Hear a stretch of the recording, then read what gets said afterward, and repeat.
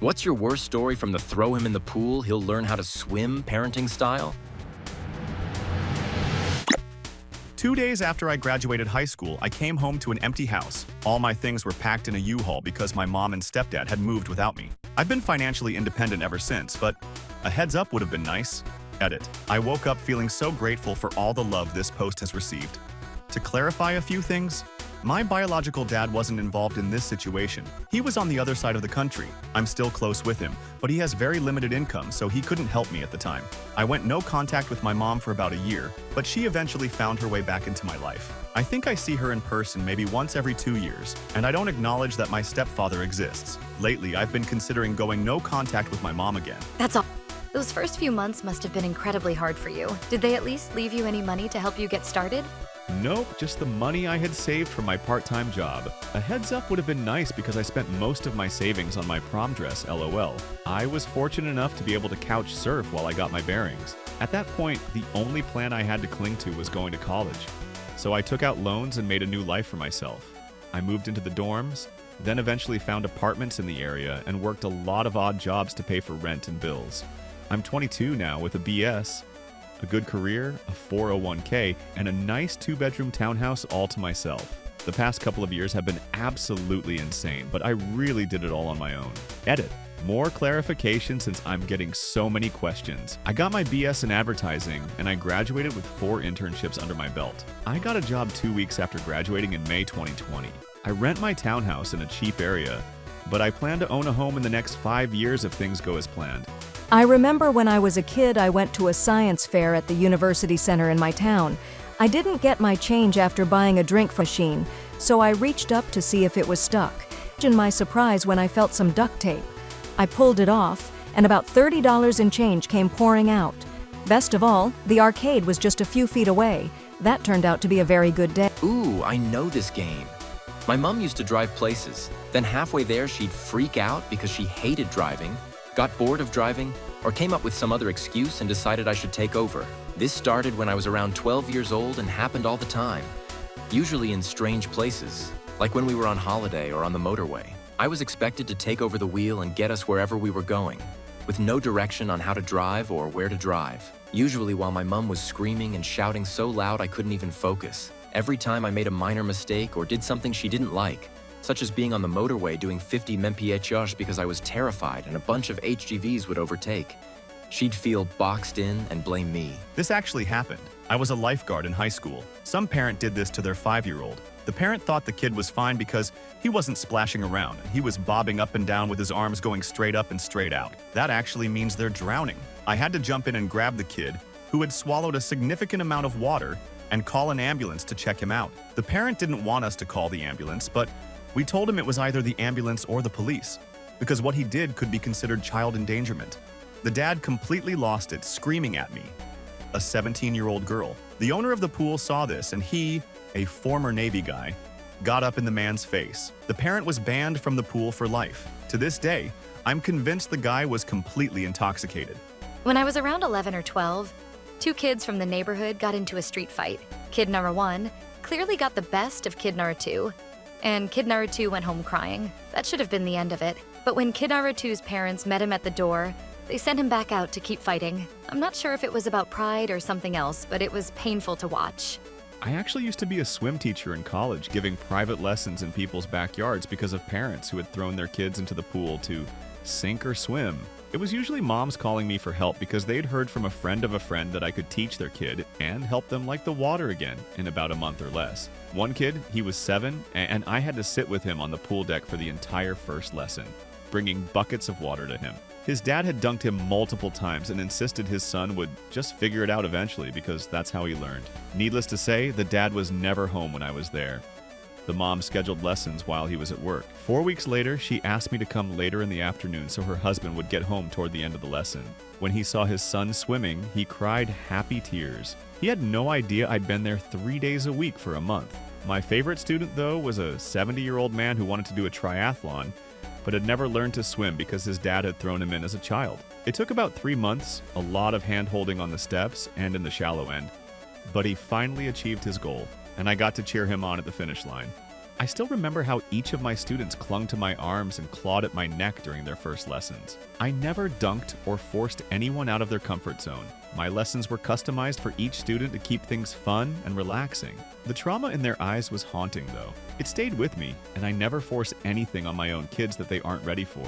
It's about trust, not force. They didn't want to teach me how to tie my shoes because my mom said, I had to learn that myself, so you should too. A similar thing happened to me. My parents always got me shoes without laces, so I never had a chance to learn. One day, I got shoes with laces and went to school. They came undone, so I asked a teacher for help. She said, "You're in first grade, you should know how to tie your shoes," and refused to help. Just walk it off. My dad said that when I developed a big nasty cyst on my toe while my mom was away on a stressful trip. She was not pleased to come back and have to immediately drive me to the hospital. It got to the point where I took one step on it and almost passed out. He apologized afterward. Got a sandwich from a really good sandwich place and I forgave him. Now I laugh about it. Edit. It was Maria's sub shop in Situate, MA, USA. It's really good. Also, I guess this is worth mentioning.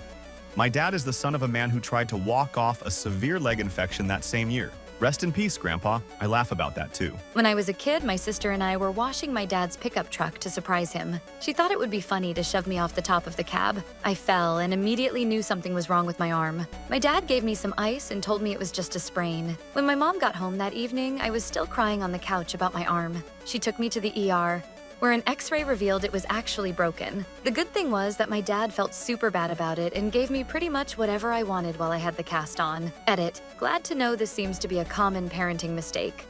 My dad would feel a lot better knowing he's in good company. It brings me great joy that this story is my most upvoted comment.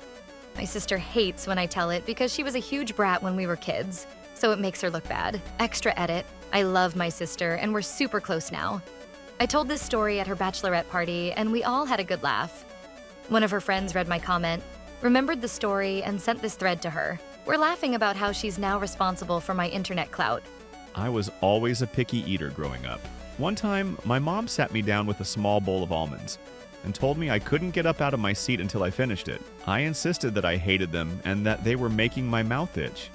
But she thought I was just being difficult. I ended up swallowing the almonds like pills because my mouth was so itchy from chewing on them. A couple of years later, I saw an allergist and discovered I was allergic to tree nuts. My younger cousin, who was 4 at the time, loved climbing and always needed help getting down. His dad told his mom to leave him, that he'd either learn how to get down on his own or stop climbing. Eventually, my cousin climbed onto the roof, fell off, and got injured on a fence pole. After a very expensive trip to the emergency room, he was fine, and now he has a cool scar on his thigh. Edit. He didn't stop climbing. He just figured out better ways to get off the roof. My older sister taught me how to ride a bicycle by putting me on the seat of a full-size bike at the top of our downward-sloping driveway and giving me a good push, sending me flying down the driveway and straight into the street. I got the hang of it pretty quickly. My stepmom once walked us, me, my sister, and my brother. We were around 10 to 12 years old, deep into the woods and left us there to learn survival skills. We thought we were just going on a hike, but then she distracted us and ran off. We eventually made it back to camp hours later. We actually knew the way, but spent a long time searching, worried that something had happened to her. When we returned, she was sitting there drinking margaritas and smirking. Edit. Thank you all for the smiles and awards. I really love the wilds of R. My mom's whole parenting style was sink or swim. Quite literally. One summer, between 1st and 2nd grade, my family moved somewhere with a pool. My mom was convinced I had learned to swim as a baby.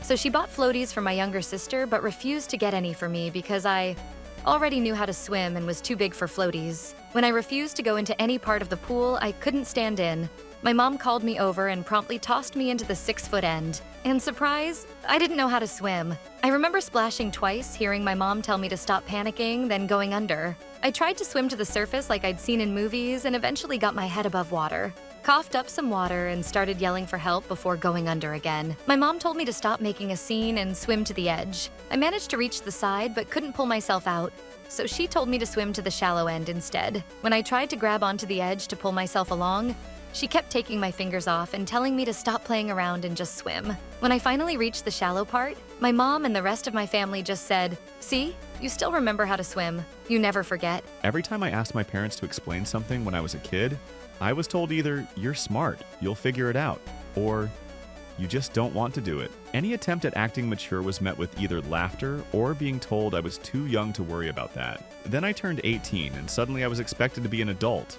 get a job, pay taxes, and handle everything on my own. When I asked where to even start, they got upset because I apparently hadn't figured anything out. I wonder why. My parents gave me the same "you'll figure it out" line when my mom kicked me out at 18. I begged to come back home, even offering to pay rent because I was just days away from sleeping outside. Her response was, "You'll figure it out. You're resourceful." My dad wanted to teach me how to sail when I was 11. I was terrified of the ocean, but I wanted to spend the day with him, so it didn't matter much to me. I was sitting on the sailboat waiting for him to join me when I suddenly felt it start drifting away from the shore. He had untied the boat and was pushing it out into the ocean.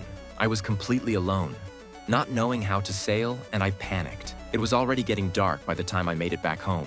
The worst part wasn't being stranded out there. It was the disappointment. I really thought my dad and I were going to have fun together, but nope. When I was 4, my father decided that my sister and I should learn how to tie our shoes. He made us stand there for hours trying to do it, both of us crying because we just weren't quite old enough.